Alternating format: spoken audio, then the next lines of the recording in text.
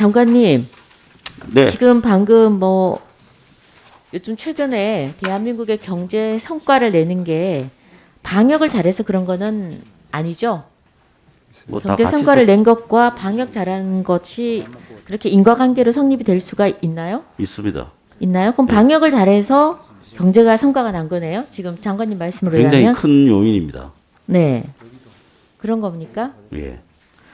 답변은 국민들이 아마 하실 겁니다. 지금 무역 수지가 적자가 지난 글로벌 경제 위기 이후로 지금 최근에 2개월 동안 최악을 달리고 있습니다. 그리고 지금 경제 성과를 지금 방역을 잘했었다고 그렇게 단선적으로 인과관계로 엮는 것은 정말 어떤 경제에 대한 기본적인 생각조차도 못하는 장관님이 아니신가라는 생각이 들고 설명을 좀 드려도 될까요? 오늘은 여기는 뭐 경제부서가 아니니까요. 오늘은 지금 그 손실보상법, 손실보상금하고 관련해서 질의를 좀 추경과 관련해서 질의를 드리도록 하겠습니다.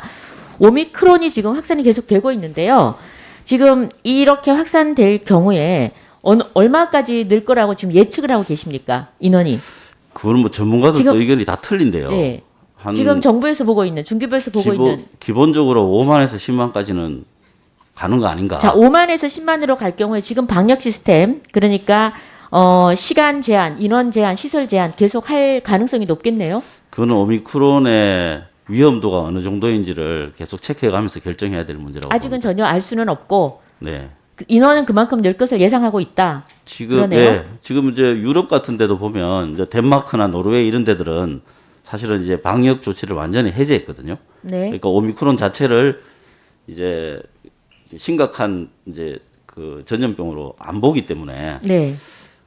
이제 그런 나라들이 행하는 것들을 좀 예의주시할 필요가 있다고 봅니다. 예의주시하면서 우리도 그걸 그냥 다 아직 심각하지 않다면 우리도 방역 시스템을 바꿀 의향도 있겠다 그 말이죠.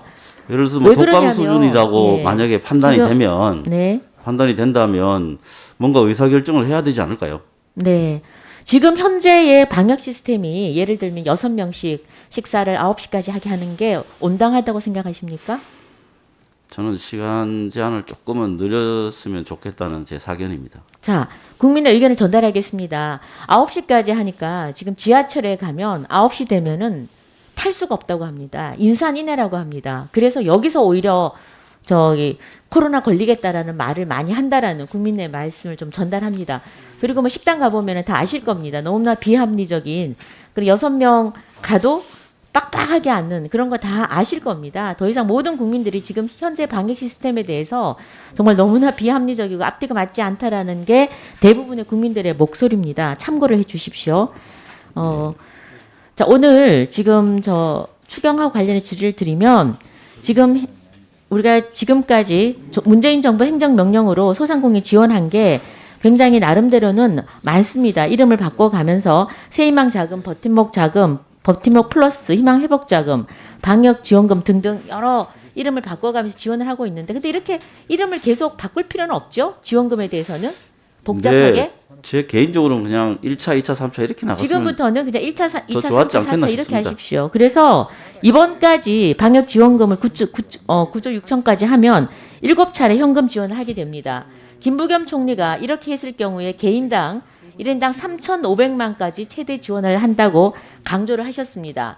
그러면 이걸 듣고 있는 많은 소상공인들은 야 3,500만 원 받아간 사람도 있네라고 생각을 할 것입니다.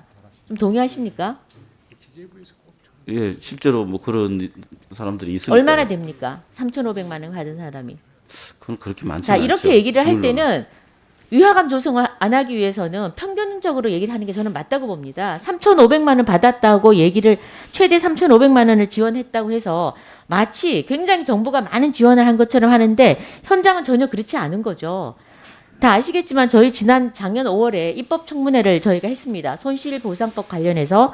그런데 그 당시에 뭐 곰국 대표도 왔었고요. 또 스터디 카페도 왔었고 여행사 대표도 왔었습니다. 그런데 그중에 여행사 대표가 최근에 저희가 확인을 해보니까 2년 동안 모두 받은 돈이 1,000만 원이라고 합니다. 1,000만 원이요. 대부분이 다 이렇게 2년 동안 1,000만 원이면 1년에 500입니다. 아까 우리 존경한 양이원영 의원님 얘기하셨다시피 이걸 1년으로 나누면 한 달에 정말 찔끔찔끔 있으나 마나한 그런 금액입니다. 그러니까 지금 불만이 터져 나오는 거예요. 여행업에 대해서 지금 장관님 상황이 굉장히 심각합니다. 다 아시겠지만 지금 여행업이 최근에 19년, 20년 매출 현황을 보니까 129곳을 대상으로 조사를 해보니까 77%에 달하는 업체가 80% 이상의 매출이 감소했습니다. 굉장히 힘듭니다. 그런데 이 여행업이 이번에 그 손실보상금 대상을 추가할 때 시설 인원 제한 업종 12만 곳을 신규 추가했는데 여기에서 중소여행업이 또 빠져 있습니다. 특별한 이유가 있습니까? 예, 이유는 충분히 있습니다. 이렇게 매출이 줄고 이랬는데도 여기만 특별히 빠진 이유가 있으면 말씀해 주세요. 그러니까 손실보상이라고 하는 법리에 맞으려면 네. 그 손실이 발생하는데 정부의 책임이 있어야 되잖아요. 네. 이제 그거를 법적으로 연결하기 어려운 거죠. 만약에 이제 여행업체를 거기에 연결을 하면 이제 사실 뭐 전 국민이 다 대상이 되는 그런 상황이기 때문에 그런 데는 지원 정책으로 충분히 할 수 있는 방법을 찾는 게 저는 현명한 방법이라고 생각합니다. 지원을 그럼 충분히 해 주실 수 있는 의향이 있으신죠? 뭐 저희들은 뭐 예산만 충분히 들어온다면 얼마든지 지급하겠습니다. 좀 노력해 주십시오. 이 부분은 예. 굉장히 매출 감소가 크니까 이 부분 좀 신경 써 맞습니다. 주시고 예, 잘 알고 아까 있습니다. 그 법인 택시는 뭐 국토부 얘기라고는 하셨지만 지역 가면은 법인 택시 이야기를 굉장히 많이 합니다. 아마 거의 모든 알고 국회의원들이 있습니다. 지역에 가서 다 들으셨을 겁니다. 그래서 예. 지난번에도 저희가 법인 택시를 50만 원 지원해 준 걸로 알고 있는데 이번에도 아마 같은 맥락에서 같은 이유로 지원을 해줘야 되지 않나라고 생각을 하고 있습니다. 그리고 지금 저희가 이번에 예산에 그 선지급금 지금 이번에 4천억 정도 추가로 했던데요. 이거 충분하다고 보십니까? 선지급금 4천원. 지금 1조 4천억 중에 아, 선지급용으로 반영된 것. 예.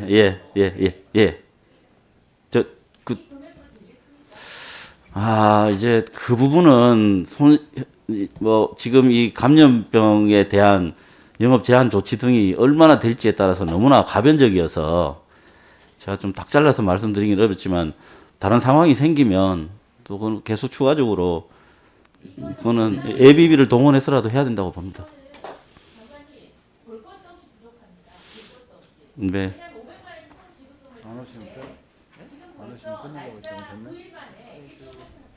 저는 오후에 할 줄 알았지. 김정재 끝난다는 거 해요. 네. 예. 이주한 다음에 네. 예.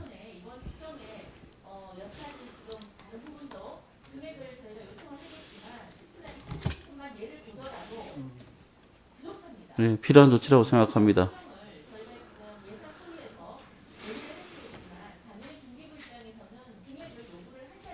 네.